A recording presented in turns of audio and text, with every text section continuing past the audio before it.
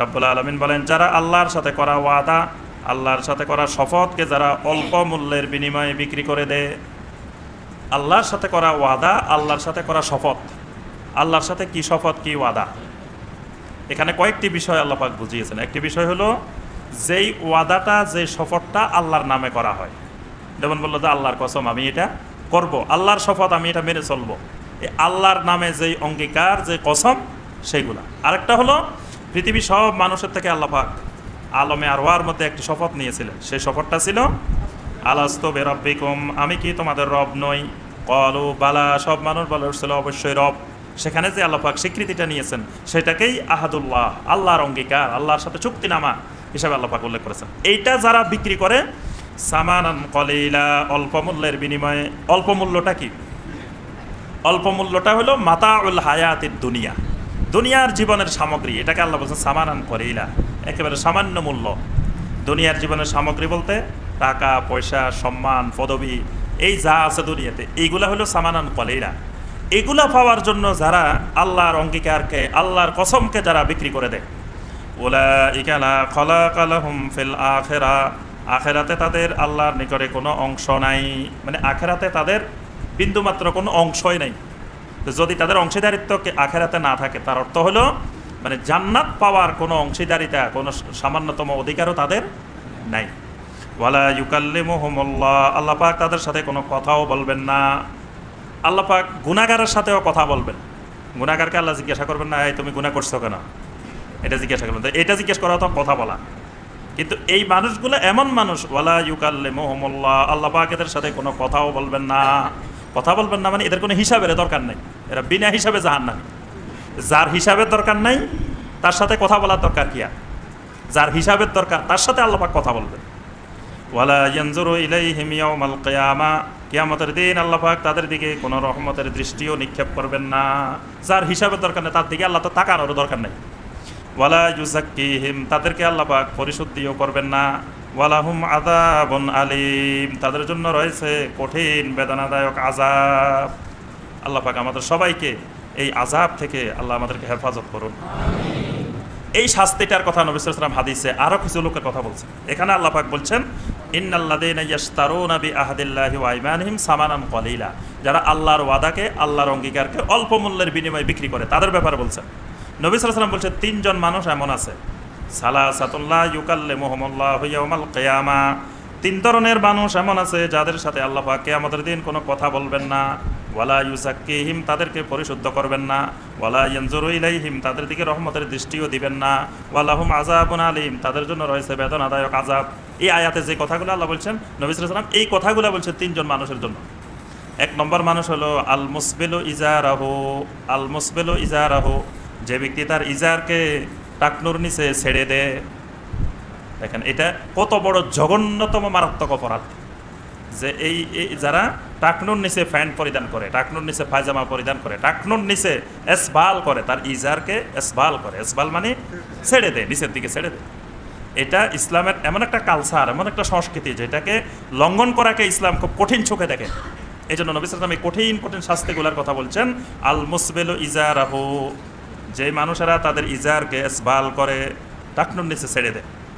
দ্বিতীয় মানুষ হলো ওয়াল মুনফিকু সালাতাহু বিল হালফিল কাযিবে, মিথ্যা কসমের মাধ্যমে, মিথ্যা শপথের মাধ্যমে পণ্য বিক্রয়কারী।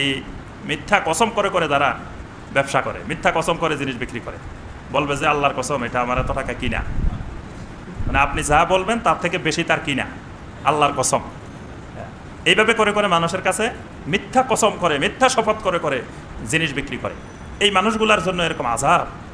আরেকটা মানুষ হলো ওয়াল মান্নান, খোটা দানকারী।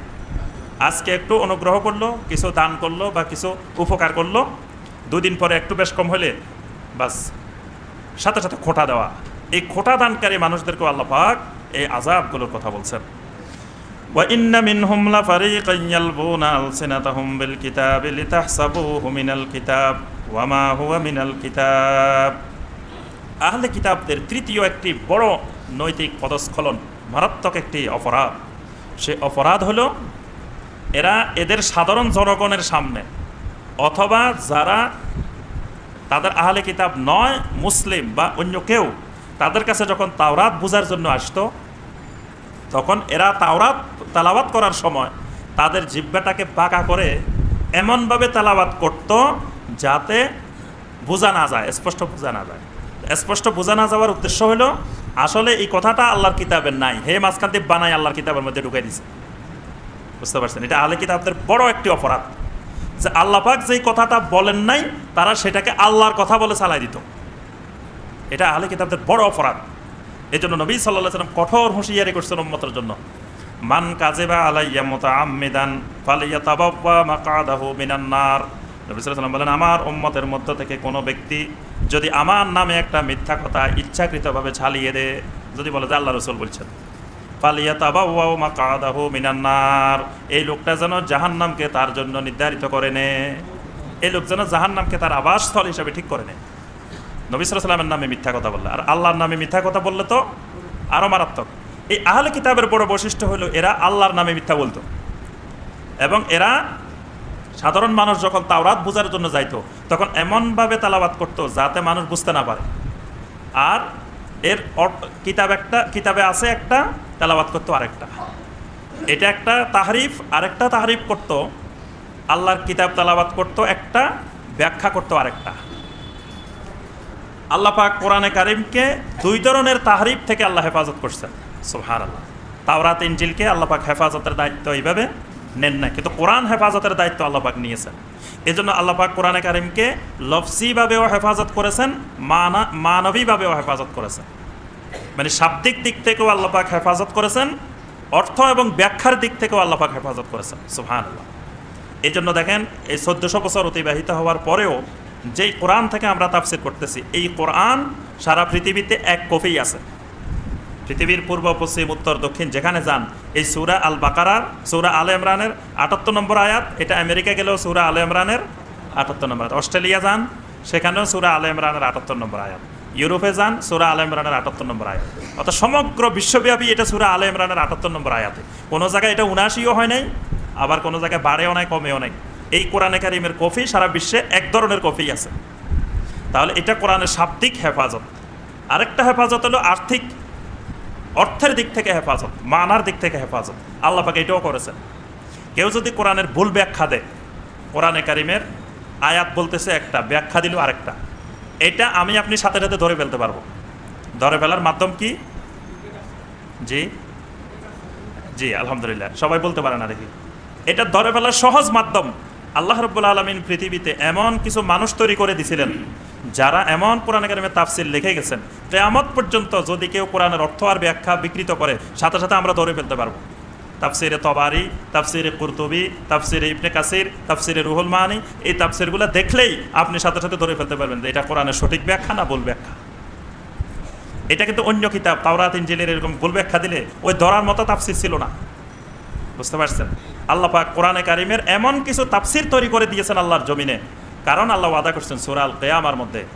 আল্লাহ পাক বলছেন, লা তুহাররিক বিহি লিসানাকা লিতাজালা বিহি ইন্না আলাইনা জামাহু ওয়া কুরআনা ফা ইযা কারানাহু ফাত্তাবি কুরআনা সুম্মা ইন্না আলাইনা বায়ানা। সুম্মা ইন্না আলাইনা বায়ানা, এই কোরআনের বায়ান, বায়ান মানে তাফসির, এই কোরআনের ব্যাখ্যা, এটা সংরক্ষণ করাও আমি আল্লাহর দায়িত্ব। সুবহানাল্লাহ। এজন্য আল্লাহ পাক নিজ দায়িত্বে ওই মানুষগুলাকে এমন এলেম আল্লাহ দিয়েছিলেন যেটা আমাদের কল্পনার বাহিরে। তারা নবীও না, রাসূলও না, সাহাবীও না, তাবিও না, আরও পরের এসে, অথচ আল্লাহ পাক এদের মধ্যে এমন এলেম দান করেছিলেন যে এলেমের কারণে এরা আল্লাহর কোরআনের তাফসিরগুলোকে সংরক্ষণ করেছেন, ব্যাখ্যা সংরক্ষণ করে দিয়েছেন। এই জন্য আজকে 1400 বছর পরে কেউ যদি একটা আয়াতের ভুল ব্যাখ্যা করে, আমরা সাথে সাথে ধরে ফেলতে পারবো। কিন্তু আহলে কিতাবদের ভুল, এটা ধরার কোনো পদ্ধতি ছিল না। এই জন্য আহলে কিতাবেরা এই মারাত্মক অপরাধটা করতো, তারা আল্লাহর কিতাবের ভুল ব্যাখ্যা দিত, শাব্দিকভাবেও পরিবর্তন করতো, তাহারিফ করতো, আবার ব্যাখ্যার দিক থেকেও তাহারিফ করতো। আল্লাহ পাক তাদের এই বৈশিষ্ট্যটি তুলে ধরতেছেন, ওয়া ইন্না মিনহুম লাফারিকান ইয়ালবুনা আলসিনাতাহুম বিল কিতাব। রব্বুল আলামিন বলেন, আহলে কিতাবদের মধ্যে এমন কিছু মানুষ রয়েছে, এমন কিছু আলেম ওলামা রয়েছে, লাফারিকান ইয়ালবুনা আলসিনাতাহুম বিল কিতাব, তারা আল্লাহর কিতাব তেলাওয়াত করার সময় তাদের জিহ্বাটাকে একটু বাঁকা করে নিত, মানে তাদের আওয়াজটাকে, উচ্চারণটাকে একটু বাঁকা করতো। বাঁকা করার উদ্দেশ্য কি? লিতাহসাবুহু মিনাল কিতাব, যাতে মানুষেরা ধারণা করে এই উচ্চারণটা আল্লাহর কিতাবের এই অংশ। আসলে ওইটা কিতাবে নাই, যেটা উচ্চারণ করতেছেন এটা আল্লাহর কিতাবেই নেই। তো মানুষ যাতে মনে করে এটা কিতাবে আছে, এই জন্য কিতাবের সাথে মিলাই সে নিজে কিছু বাড়তি অতিরিক্ত সংযোজন করে, অথবা কিছু কাটসাট করে, শর্টকাট তরিকা, একেবারে সহজে জান্নাতে যাওয়ার তরিকা, কিছু বাদ দিয়ে অথবা কিছু সংযোজন করে সে উচ্চারণ করত, যাতে মানুষ বুঝে যে এটা আল্লাহর কিতাবের অংশ।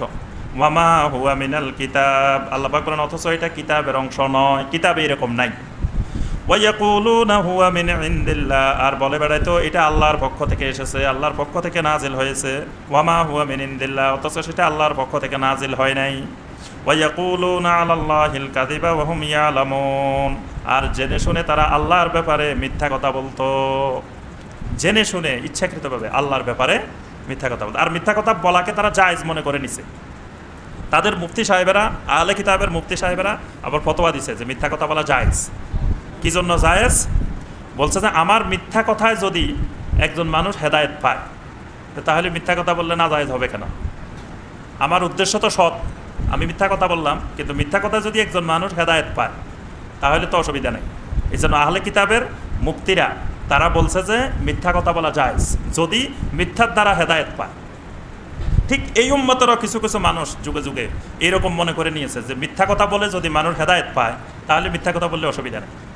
এই জন্য দেখবেন মিথ্যা বয়ান, মিথ্যা কথা অনর্গল বলে যাচ্ছে, কিন্তু সেটা অপরাধ মনে করতেছে না। মিথ্যা বয়ান, একটা লোক উঠেই বয়ান শুরু করে দিল, অথচ উনি কোরআনের একটা আয়াতও জানে না, একটা হাদিসও জানে না। যেগুলো বলে বেড়াচ্ছেন সেগুলো কোরআনেও নাই, হাদিসেও নেই। মিথ্যা কাহিনী, মিথ্যা গল্প, মিথ্যা বয়ান, কিন্তু তিনি মনে করতেছেন এটা জায়েজ, কারণ এর মাধ্যমে যদি একজন মানুষ হেদায়েত পায় অসুবিধা কি।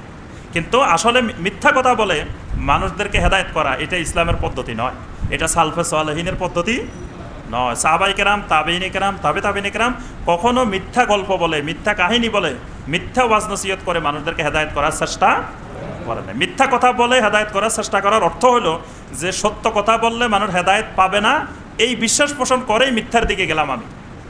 ওয়াজ নসিহতে আমরা যদি মনে করি যে কোরআনের আয়াতগুলো বললে মানুষ হেদায়েত পাবে না, এর জন্য আমাকে সেখানে কতক্ষণ হাসানোর জন্য কিছু গল্প বানাইতে হবে, কতক্ষণ কান্দানোর জন্য কিছু গল্প বানাইতে হবে, মিথ্যা বিভিন্ন গল্প কাহিনী বলে মানুষের হেদায়েত করতে হবে, এই ধারণাটাই বাতিল ধারণা। এবং এই ধারণার মাধ্যমে, এই কনসেপ্টের মাধ্যমে পৃথিবীতে কখনো মানুষ হেদায়েত পায় নাই, কিয়ামত পর্যন্ত পাবেও না। এই জন্য যত মিথ্যা কাহিনীর ওয়াজ মাহফিল, এই ওয়াজ মাহফিলে মানুষ হেদায়েত কখনো পায় নাই, কিয়ামত পর্যন্ত পাবেও না। এই জন্য এটা আহলে কিতাবদের একটি বৈশিষ্ট্য। আহলে কিতাবেরা এই কাজটা করতো, যে আল্লাহর নামে মিথ্যা কথা বলা। আল্লাহ পাক বলতেছেন এই উম্মতে মুহাম্মদী সাল্লাল্লাহু আলাইহি ওয়াসাল্লাম যেন এই বৈশিষ্ট্যের অধিকারী না হয়।